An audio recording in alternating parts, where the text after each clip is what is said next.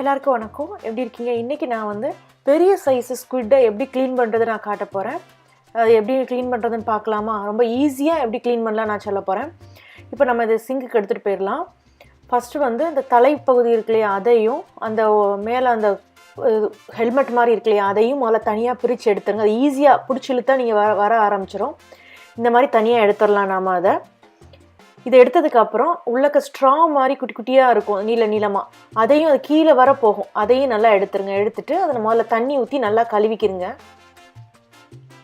உள்ளக்க தண்ணி ஊற்றி நல்லா அலசி எடுத்துட்டு இப்போ நம்ம என்ன பண்ணலான்னா, நீங்கள் ஒரு பெரிய சைஸ் நைஃபோ இல்லை சின்ன சைஸ் கத்தியாக இருந்தாலும் பரவாயில்ல, அதை ஒன்று எடுத்துக்கிறோங்க.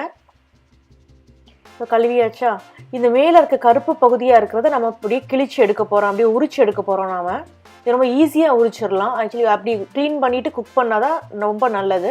இந்த மாதிரி கத்தி எடுத்து லைட்டாக ஒரு கீரல் போட்டுக்கிறோங்க. கீரல் போட்டுட்டிங்கன்னா அதை பார்த்திங்களா, கீரல் போட்டதுக்கப்புறம் லைட்டாக எடுத்துவிட்டு அதை உரிய ஆரம்பிச்சிடும். அதை அப்படியே மெல்லிஸாக உரிச்சு எடுத்துருங்க. ரொம்ப ஈஸியாக உரிச்சு எடுத்துடலாம். நீங்கள் கனவாவை வாங்கினீங்கன்னா இதே மெத்தட் தான் சின்ன சைஸ் கனவாக்கும். இதை வந்து நம்ம ஊர் சைட்லாம் இதை கூந்தல்னு சொல்லுவாங்க. அது ஏன்னா அந்த கால் பகுதி நிறையா இருக்கு இல்லையா, இல்லை சில பேர் கனவான்னு சொல்லுவாங்க, பலவிதமான பேரில் சொல்லுவாங்க. இந்த மாதிரி இதை உரிச்சு எடுத்துக்கிறோங்க. நீங்கள் அப்படி லைட்டாக அப்படி உரிக்க கஷ்டமாக இருந்துச்சுன்னா அந்த இடத்துல வந்து லைட்டாக கத்தியை வச்சு கீறிக்கிறங்க. கீறிட்டு இந்த மாதிரி கிழிச்சு எடுத்திங்கன்னா பாருங்கள், நம்ம ஃபுல்லாக க்ளீன் பண்ணியாச்சு. நான் இந்த பகுதியில் ஒரு கீரல் போட்டு உரிச்சிருக்கேன், அந்த மேல் பகுதியில் ஒரு கீரல் போட்டு அதையும் உரிச்சு எடுத்துருக்கேன். மாதிரி சைட்ஸ்லையும் அந்த மாதிரி கீரல் போட்டு நான் உரிச்சு எடுத்துட்டேன். பாருங்கள் எவ்வளோ பிளாக் கலரில் இருந்துச்சு, நம்ம உரிச்சு எடுத்தாச்சு. இப்போ இது முடிஞ்சிருச்சு. இப்போ நாம் அந்த கால் பகுதி இருக்கு இல்லையா, அதை க்ளீன் பண்ணிடலாமா?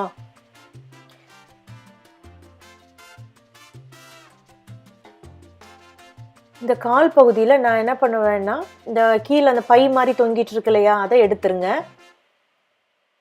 அது கசடு, நம்ம அதை யூஸ் பண்ண வேண்டாம், அதை எடுத்துருங்க. எடுத்துட்டு இப்போ நான் என்ன பண்ண போகிறேன்னா, இந்த கால்கள் எல்லாம் தனியாக அப்படியே வெட்டி எடுக்க போகிறேன். அதாவது அந்த கண்ணுக்கு கீழே பல்லு மாதிரி கூர்மையாக இருக்கும், நம்ம அதை விட்டுட்டு அதுக்கு கீழே வர நல்லா கட் பண்ணி எடுத்துக்கிறோங்க. இந்த மாதிரி கட் பண்ணி எடுத்துருங்க.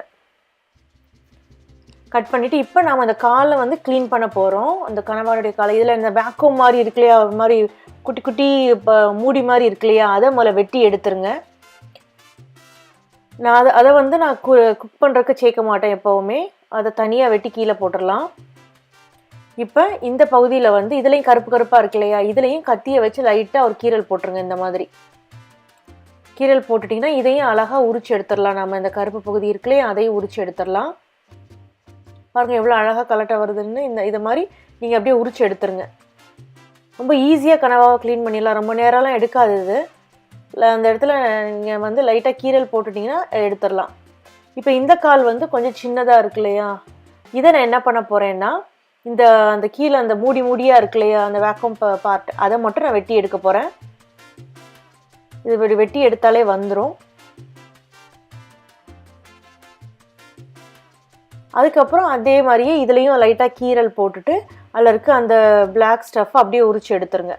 கீழே ரொம்ப சின்னதாக இருக்கிறதெல்லாம் நம்ம க்ளீன் பண்ண முடியாது, ஸோ அதை தாராளமாக நீங்கள் வெட்டி எடுத்துடலாம், சேர்க்கணும்னு அவசியம் கிடையாது. இப்போ நான் வந்து இதையும் இப்படி கீரல் போட்டு எடுக்க போகிறேன். இதையும் இந்த மாதிரி எடுத்துருங்க. ஆக்சுவலி கனவாவோ ராலோ க்ளீன் பண்ணிவிட்டு அப்புறம் கை ரொம்ப ஸ்மெல் அடிக்கும். அப்போ நீங்கள் என்ன பண்ணணும்னா, நல்லா சோப்பு போட்டு கழுவிட்டு தேங்காய் எண்ணெயை நல்லா கையில் தடவிடுங்க. அப்படி தடவிக்கிங்கன்னா அந்தளவு உங்களுக்கு இந்த ஸ்மெல்லு வராது. இப்போ பாருங்கள், இந்த பகுதியில் நம்ம உரிச்சு எடுத்துட்டோமா, க்ளீன் ஆயிடுச்சா, இதை தனியாக வச்சிடலாம். இப்போ வந்து இதை வந்து எப்படி கட் பண்ணலான்னு நான் உங்களுக்கு காட்டுறேன். இதை சில பேர் கனவாவை வந்து பொரிச்சு கலாமரின்னு சொல்லுவாங்க, அதை பொரிச்சு சாப்பிடுவாங்க. இல்லை குழம்புக்கு கூட போடுறதா இருந்தால் கூட இந்த மாதிரி ரிங்காக கட் பண்ணி எடுத்துருங்க. நான் கூடிய சீக்கிரத்தில் இந்த கலாமரி வீடியோ போடுறேன், எப்படி கனவாவை பொரிச்சு எடுக்கிறதுன்னு சொல்லிட்டு. இந்த மாதிரி இதை குட்டி குட்டியாக ரிங்காக கட் பண்ணிடுங்க. பாருங்கள் ரொம்ப சிம்பிளாக நம்ம பண்ணிட்டோம், ரொம்ப நேரம்லாம் எடுக்கலை. நீங்கள் அந்த தொலியை மட்டும் உரிச்சிட்டிங்க அப்படின்னா அதுக்கப்புறம் ஈஸியாக நம்ம க்ளீன் பண்ணி முடிச்சிடலாம்.